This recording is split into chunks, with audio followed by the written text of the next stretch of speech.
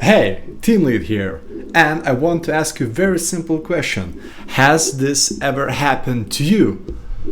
Hey, we're amazing shit corp, but somehow people don't really want to join us. I have this feeling like there are not enough seniors available. What to do? So, if this is you or this looks like a company you're in, let me explain in a detailed way simply that there actually are seniors available. They just don't really want to join you, or your HR people are incapable of selecting them. Let me explain. So, first thing I want to talk about is I've met many HR people over the years, starting from when I was a freelance developer, when I wanted to become a enterprise developer, and I met few people who gave me this crazy idea. How about I just go to work? Well, not exactly work, but rather go to interviews and record them, and this way I can train myself and I can collect a lot of data on how to conduct those. And I really dig that idea, and I started doing it. So that's why I have somewhat huge database of people available in my head. Now, what is a true or a good HR person? Well, simply put, it's someone who is at least not off-putting. So what I mean is this. Imagine you're talking to philosophy major, and he has a lot of crazy ideas. He's fun, he's outgoing. This is how I would personally imagine HR specialist should be. But usually it's just a person who feels like he's, I don't know, some sort of fish just out of cold water, something along those lines. It's very cold personality, and I always ask the same thing. What are you doing at this place? If you don't like people, why are you in the HR role? So if you want to be a good HR specialist, first and foremost, you must love people. Well, that's you should say it's very simple. What do you mean, like love people? Everybody loves people. Well, not so. I have friends who are very outgoing. They truly enjoy talking with other people. I, for example, for one, enjoy talking mostly with smart people. If you're, dumb as a rock, I would be polite to you, but I wouldn't enjoy a conversation as such. And it's something I'm working on myself. I think, I should understand that everyone who has something to add to discussion or teach me. And as Jordan Peterson said, I should assume everyone can teach me something. So again, for me personally, I wouldn't want to be a HR person at this specific stage in my life. Probably later on I could be one, but at this moment while I'm recording this video, the way I'm feeling, I wouldn't be a top candidate, and I hope you understand why. So just to finish up the very first thing, you should feel about other people the way you feel about your cat or dog. You should feel giddy inside. If you don't, just get the thaw out of HR role. It's not for you. Just go, and flip burgers at Burger King or McDonald's. No offense to burger flavors. The second thing is that if you felt that I was too strong about the first idea I made in this video, you're exactly the people I'm talking about. Because, if you can be offended this easily by another person, again, you shouldn't work with people as such. Because I didn't said anything that fancy or that offensive, and if you're sitting on your chair and you're going, what does he know? Who does he think he is? I'm going to explode. So yeah, that's definitely something to think again, and that only cements my first point that you shouldn't do HR. So if you want to do HR, and if you passed point number 1, you should still keep your head clear, because you're going to meet a lot of different people, and people are going to have different opinions. and you should be able to deal with those opinions. Now, number 3, and this is the most important thing, I would say, it's culture. You would think a lot of companies have the simple processes done where you apply, you get an email, you have an interview, you get some kind of feedback, and either you pass or you don't pass, irrelevant on what's happening, you still get some kind of feedback.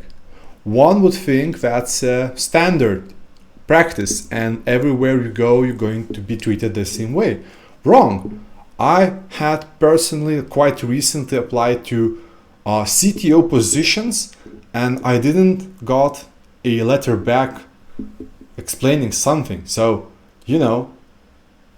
what's up with that? Just have an automated bot or automated system to write something to people, but don't keep them in the dark. You have people who are working in that role. So you're paying money to someone to talk to other people.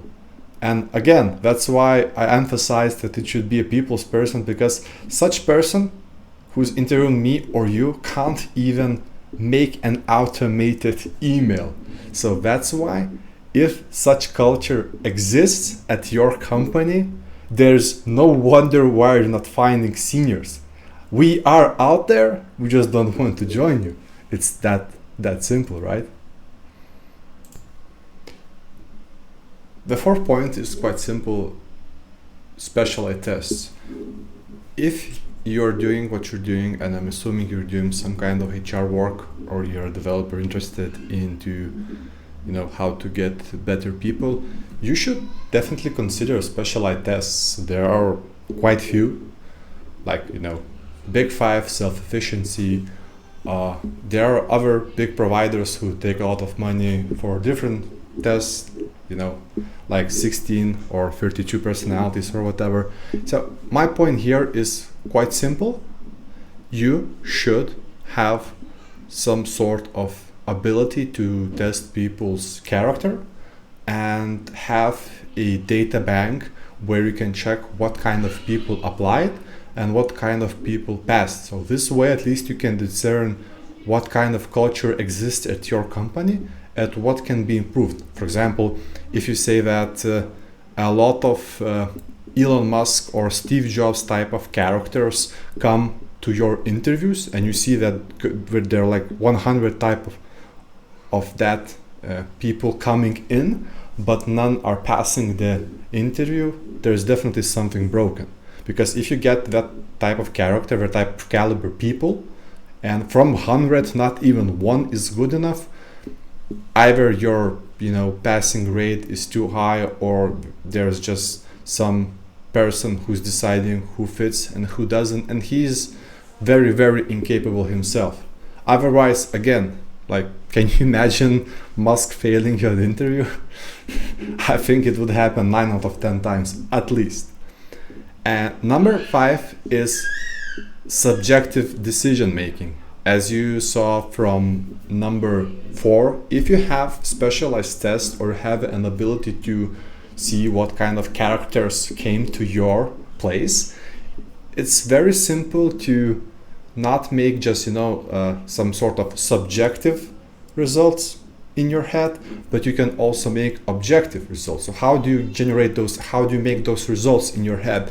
So if you see that a person is not to your liking, but he ticks, let's say 98 boxes what pertains to great person at your company, he definitely should be hired, right? Otherwise, it's just your opinion versus what that guy can actually bring. And going back to the old case, if you have a person like Steve Jobs or Bill Gates or something along those lines joining, and he looks amazing, he built amazing things, but he said something you didn't like as a person, and you saying no, that's bad, that's subjective decision making, and you should definitely strive for objective one. So if you don't really like someone, but he ticks all the boxes, he still might be a good fit for team. Obviously, you're not inside the team, so your vote shouldn't matter either way. Now, number 6 is HR person is a salesperson.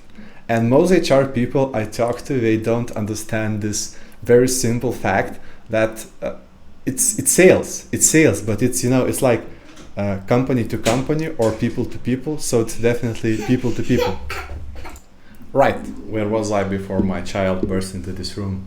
Yes, HR is in fact sales. And it really strikes me quite interesting that when I ask this question for HR people, like, do you understand that essentially what you're doing here, you are selling to people such as myself? And they're like, what do you mean? I'm like, what are you not getting when I'm asking this? It's like, I do not know what your company in fact is. I read it on the internet. I probably Googled you through some service providers like Glassdoor or whatever. But in essence, I don't know many people or any people there. And you are essentially the first one I'm having a human interaction with. So what that means for me is I have to look essentially at your face, so to speak, and figure out what kind of company, or rather what kind of people make up that company as such. So this is very, very important topic to understand, because if you give ability to someone who should be top salesperson and he's a very crappy salesperson, and you give him the most important part to sell to potential hires, you have a problem right there.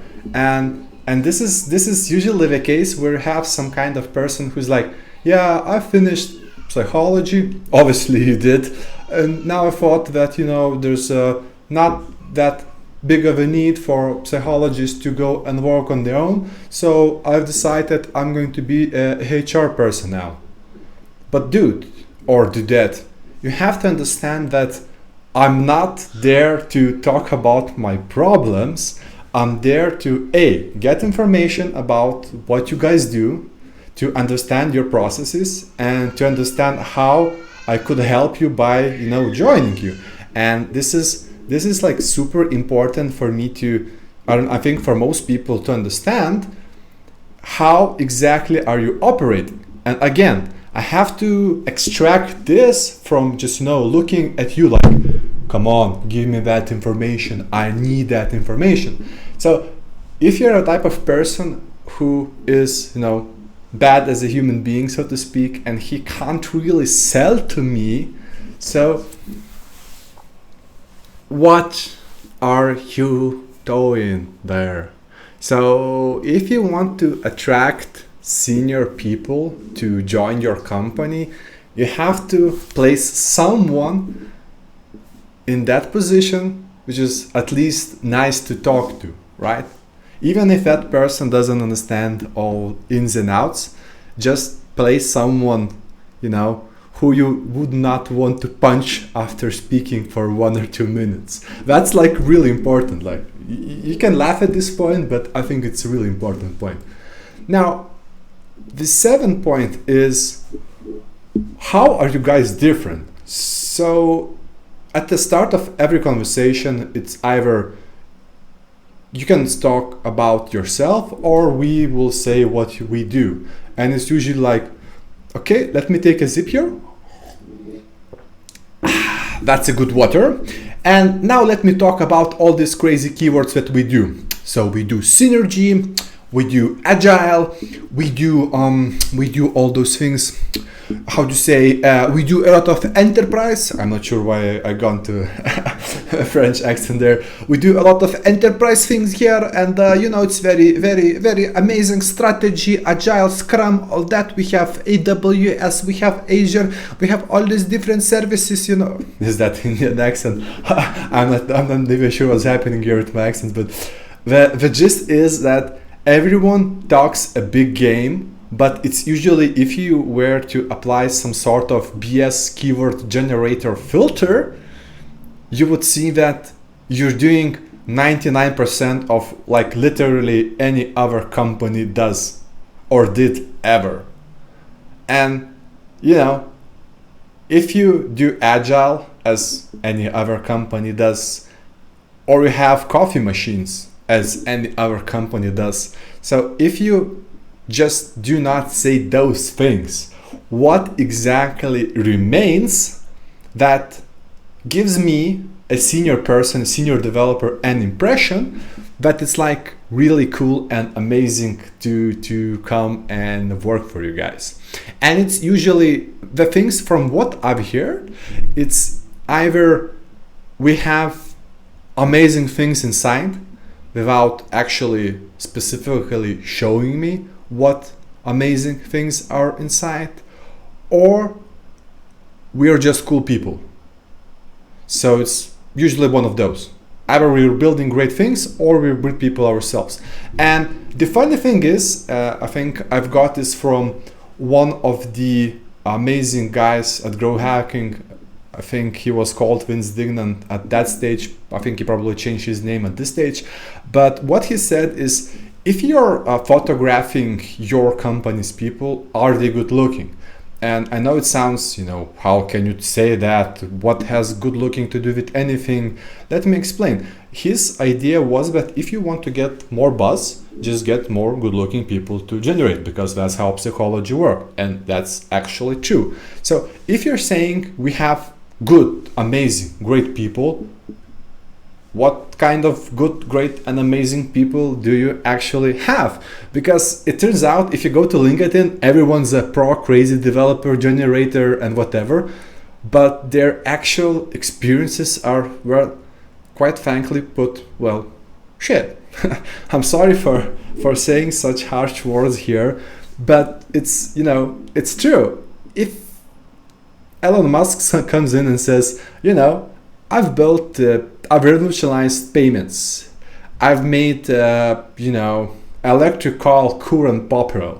I made a rocket, and I placed one of my cars on that rocket and launched it into space. So, do you find such proceedings interesting? I would say yes. That's definitely interesting, and you're an interesting person. Please do say more. But if you have people who are just, sit on their asses all day and their greatest achievement is that they had a child, if even that, you don't really have interesting people. You just have average people. So don't, ride that horse which doesn't exist. Now, if you're saying your product is amazing, can you back it up? Can you explain why it's amazing? And let me give a little bit of topic ideas here. Usually how I think about each and everything where we can work, I place it on the scale from altruistic to money grabbers. So for example, if you're working at a startup who wants to give poor people electricity, this is going to be altruistic side. And if you're working for the bank, which basically works to get its fat as even more fat, if that's even possible, so that's money grabber side. And most companies go, to that side where bank lives. Some of them are sort of a neutral zone, and I would say the best companies to work with would be those who are actually trying to improve human conditions, so to speak. So where exactly your company or your company's product goes in that scale, and how can you back it up? If you think your product is great and it falls into money making part of that scale, I could ask you, well, what's great about that? And then everyone starts placing numbers or throwing numbers at my face. So we have this many clients this year. Well, on what are you basing this as success? So are you opposing it to Facebook, or to your biggest competitor? How to even interpret those numbers? You say to get 100 million users is great. In where? China? In small countries such as Lithuania, 1 million users would be 1/3 of its total populace. So that would be amazing. But in China, that's what, like one of the smaller villages or average size village. I don't know, I'm not that well versed in how big China village is. I presume 200-300,000 in China is still considered a village. So if I'm incorrect, please, write down in the comments and explain to Cyril and me how all that works. And I would definitely be thankful for that. So, coming back to this topic, so either your product is good, great, amazing on your own standards, which means absolutely squat, or you are not really trying to place that on a scale I just mentioned. So if your product is just good, great, or amazing because you think so, it means jack squat. And I would really want to hear how your product is actually helping the society as such, and where do you place on that scale and why. For example, you can even be at a company which is bank-like, for example, like some sort of new fintech, which says we do not work with Russian oligarchs and we try to give power back to the people. This way you are moving away from traditional money grabbing perspective, so to speak, and you're moving more to the neutral side of things. And you can even say, like, here are the list of things we reinvest our money, and even though we ourselves are a financial institution, what actually we strive for? We strive for to make a world a better place. And here are 5 startups, like eco startups, which we support deeply. As an example, now when I see such rhetoric, I would think to myself, okay, so maybe, from first glance, such company is not that amazing, is not that great for me to personally work in. But if I do join them and I do help their mission to help, let's say, those other companies to thrive, because most more companies need some kind of cash flow, because otherwise they cannot buy things and pay people, right? So if I join, I will not be saving the earth directly, but what I do here will constitute to me helping other companies do it. Okay, maybe that's something I can consider. But if you cannot provide even such narrative, you really got nothing. Now, number 8 or point 8 is I would really want to see a normal or normalized presentation. It's usually blah blah blah, we do this, blah blah blah blah blah blah. Why are you even talking? Can you just prepare a PowerPoint, a video, or other type of presentation? It doesn't have to be like very long, like 10 minutes, that would be absurd. But you can have a PowerPoint which explains your key vision. It shows where you invest money, what you do with it, shows your structure, what kind of best practices you're using, and definitely has a Q&A part, which we can talk about in detail. So this way, rather you talking and saying nothing, we could see at, for example, technological infographics. So for example, it's funny to me, if I'm searching for an architecture type position, I'm sort of a kind of an architect myself, and I see 0 schemas while talking to someone. So you're talking to me about architecture and you're showing me 0 architecture yourself. That's like really funny. Usually what I would expect is you bring some sort of map where you are right now, where you want to go, and how you want to get there, and you can say, okay, so this is our basic process. You show me some kind of process. This is our current technological level or current technological schemas, and we want to improve those. So this is where you come in. What do you think? And then I would be like, oh, okay, so you are, let's say, here. You want to be here after year, and then you want to travel all the way like here. Absolutely makes sense. I understand it. I can see it. It's super great. Do that more often, and that way more senior people will be attracted to your company, because we'll understand that you're not full of BS, but you have actually prepared for this meeting. Yes, I said it. You should prepare for meetings, at least to some degree, and show a material you prepared. Number 9 or point 9 is the product. Everyone makes great, amazing product. Show it to me. No, I'm being serious. Like, why are you freaking talking about product? In the last 2 years, I think only one interview I had actually, or maybe that's two. Two people brought to show their product, and one was in the high detail, like 1-pager or something like that, even though it's a technological company who codes that, and the other one brought like a 15-pager which explains what their project does, how it works, and what they want to improve. I was personally in shock. So not only I got a visual representation of their product, which I can clearly interpret with my eyes, and I can see it and like, okay, that works, or okay, that doesn't.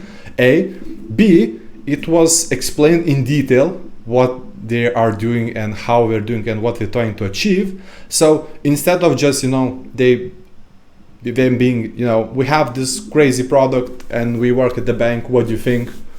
And you're like standing there, what can I think at this point? There's nothing to think, just like, cool, whatever, great. But if you showcase what your thing does and how it works, I think that's like super amazing. And it's like really helpful. And again, as I said, like only one company did that in a correct way. Obviously I had questions, and I think those questions were amazing, because after those questions I had really clear understanding of how they're doing things, minus the actual code that's part of their know-how. Obviously I think some code or some functions can definitely be shown on interviews as well, because it's a real bummer where you talk with some company and says like, oh, we've been working with Python founders and we've created amazing frameworks ourselves, so we are like super geniuses. And then you see at their product and it looks like total piece of shit. Like, what the hell is that even? I mean, I saw products who were 20 years older and they looked better. And if I had the ability to see that product for the first time while talking at the very first hour, I would have never joined such company, because that's like terrible. So definitely showcase your product.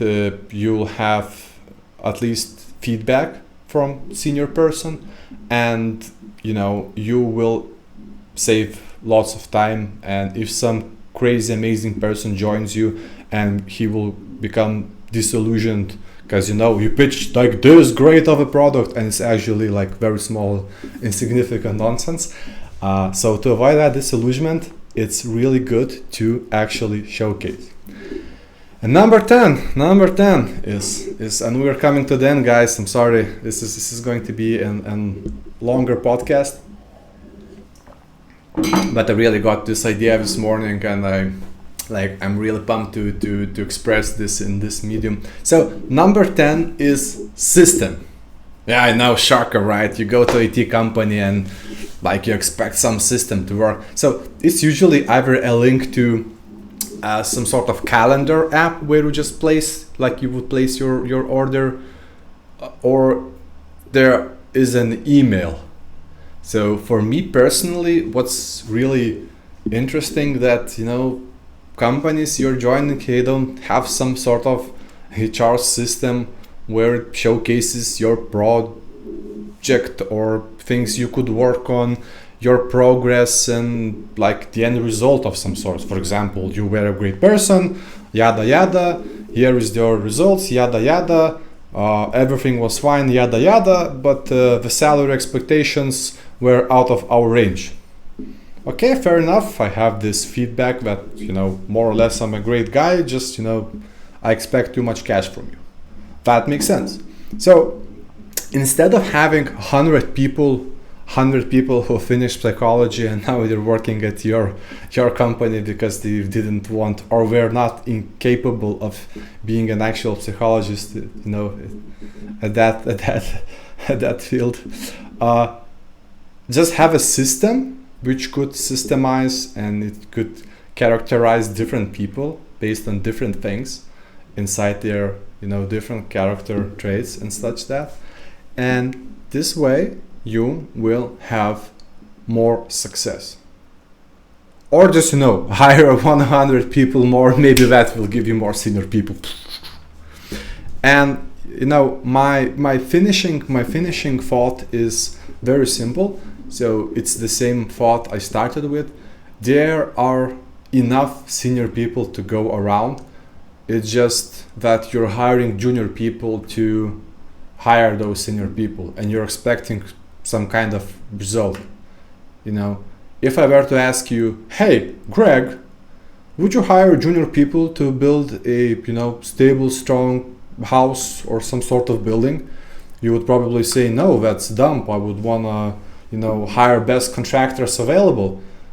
So I would ask you again, why are you hiring junior people to find those senior contractors to build that house? Or I can give you a different analogy. Imagine you want to scout people for NBA. Now, would you ask someone who actually played it, maybe he's some sort of coach and he knows what attributes are required for an NBA star, or would you just ask some random dude who finished psychology and he thinks he's good at understanding how basketball world as such works? I personally would want to hire someone like Kobe, as close as you can get to an actual star as possible. Get one of those people who were stars, or for example finished their careers some time ago but they still understand what they're doing. Hire one of those senior people and then expect those senior people to hire more senior people. Logical, right? Yeah, I know that's like shocker, but if I myself were hiring developers for my own company, the first developers, first team leads I would hire personally, because I know exactly what I want or what my expectations are and what I believe is going to work for my company, because I do have some experience in IT. And after that, if I hired the correct people and they're strong enough, they would continue that tradition of hiring more people at their respective squads, so to speak. But HR person would find people who do not feel well at some certain day and would help them to feel better. I think that's the definition of HR. And if you want to more on this topic, you can watch TV show Billions. There is this character called Wendy Rhodes, and basically what she does, she maximizes the investment bankers level, so to speak, or a performance level. So if you're feeling down and you're not making, I don't know how many percents back this year, you go to this Wendy office, and she talks to you in a way and she makes you feel like really special and really strong, and then you go and you kill it at the job.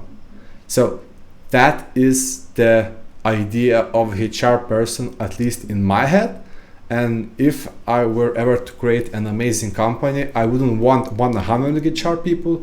I would want one, let's call it performance coach, and all other hiring would be handled by team leads. And if someone, again, would not be feeling well, we just would go to that performance coach whose sole purpose is to make everyone more efficient at their position, whatever that means, right? So yeah, guys, I thought it's going to be a short rant. As I can see, it's 33 minutes, but it definitely fits in podcast category, so I'll save this as an unedited video and I'll upload this in the podcast. And I do hope this is going to help some of you make better, more informed decisions in your companies. And I do hope you will not ask such questions or make such statements such as, there are not enough seniors. Yes, in a sense you are correct. If you want to find million seniors for million companies, there are going probably not be enough. But that's not your company's problem, trust me. Okay guys, thanks for watching. You can definitely sub for more, and I'll see you in the next one. Cheers, bye.